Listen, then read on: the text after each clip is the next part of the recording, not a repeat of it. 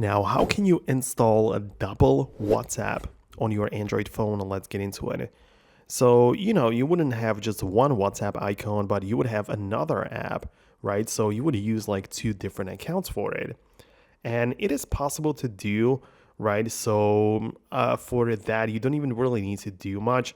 And at first, I would recommend you to just install the WhatsApp app to begin with, like it is kind of required. And if you open up the Google Play Store, you might also want to look into whether or not you have a software update for the app available. So for me, it says open, so we can start. And what we do is that we open up the settings app like this, and then we just find the advanced features.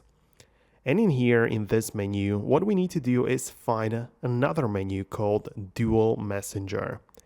And this is a place or a menu settings, right, which allows you to double your social media apps. Of course, only those which are supported, which in my case includes WhatsApp, Facebook, Snapchat, and Messenger.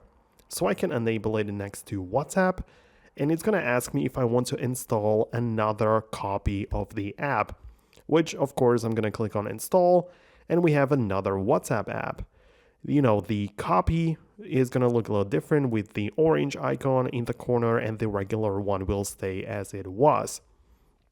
So when you open it up, you have to start from scratch, essentially, right? So it just behaves like a brand new app. So you have to sign in, choose the language, set up your phone number, notifications, and everything as if it were a separate app.